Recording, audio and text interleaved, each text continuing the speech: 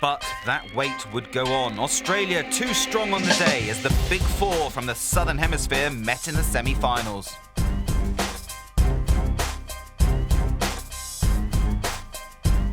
Sanchez. There's the intercept, and there's the opening try. Rob Simmons.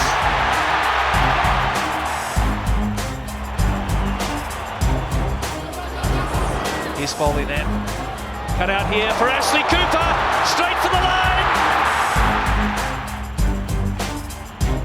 Sanchez has averaged a point every 4 minutes at this World Cup. Leading point scorer in the tournament.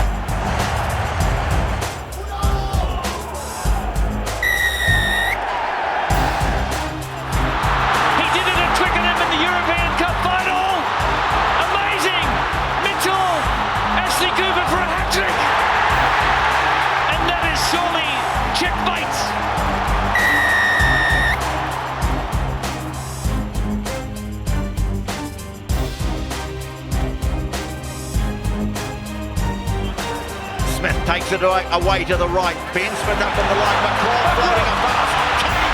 Kano's in!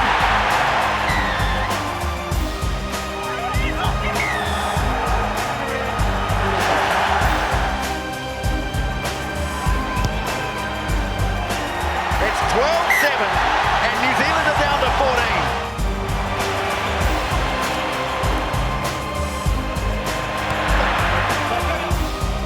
Carter has a drop kick. Carter, it is over!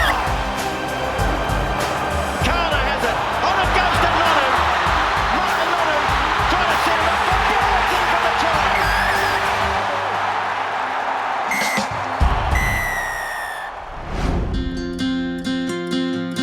South Africa bowed out bravely against New Zealand, but in Schalk they had one of the tournament's outstanding players. An incredible achievement, given a bout of meningitis that had threatened far more than just his playing career. I think the fourth World Cup at one stage was out. I was out of the equation completely. You know, playing rugby was gone. I was 28, just after 2011. I played a lot of rugby over a lot of seasons, long, hard seasons, and rugby pretty much dominated my life. You know, it was 80% plus. You know, wasn't married, had a fiance at that stage. Since then, obviously got married, he's got 2 kids, moved into a new house, nearly passed away. So rugby is still important, and when I do rugby, it's the most important part of my life, but it's taken a back seat. You know, there's other things that's more important. What he's given to the game of rugby, especially in South Africa, has been tremendous. His characteristic is one of those that will go down as, you know, the greatest the game's ever seen as well. His fighting spirit, I think, to overcome, first of all, a lot of adversity in his life, but to overcome his sickness was something a lot of us got inspiration of. As players, we all look up to that. You know, he's become a great leader as well. You know, he captained me once or twice. You know, he's become a good friend, and he's a guy who I think inspires a lot of people. And you know, I think as a Springbok team, we're pretty fortunate to have someone of that caliber, you know, playing alongside with, and you know, going out to battle with you. Famously now, the campaign didn't start as planned. I played a bit in Japan for 6 months there, and I think that was their goal. Their goal was beating South Africa. They worked up for it for 6 months, and on that day they played extremely well. They put us under pressure.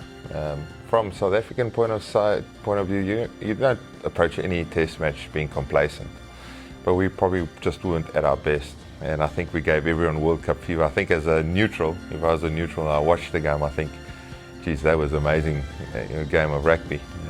34-32, them turning down the 3 points to draw and going and scoring a try in the 83rd minute or whatever. I mean, that was serious guts from the Japanese, so they deserved it, you know.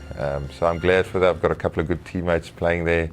And it just shows in life, you know, if you work hard enough and you can achieve anything.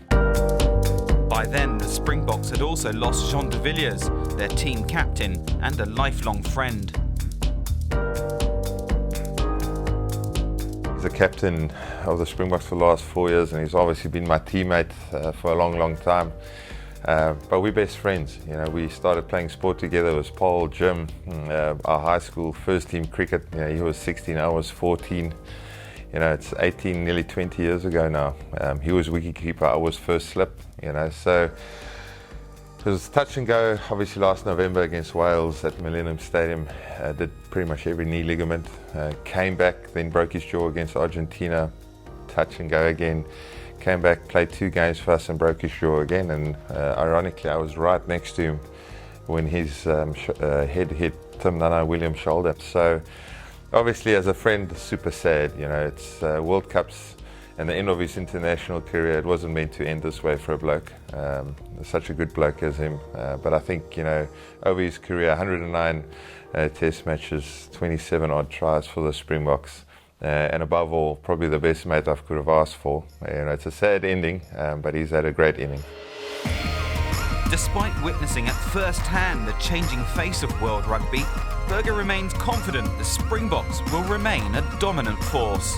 Obviously after our first game, you know, I think, you know, everything, I think the whole rugby world got shocked. The Springbok, this group, we got a massive shock out of that. I think we've got the ability to beat any side in the world, but for us to do that or put sides under pressure, we've got to play with the intensity of playing your style, being comfortable and most importantly handling the big moments.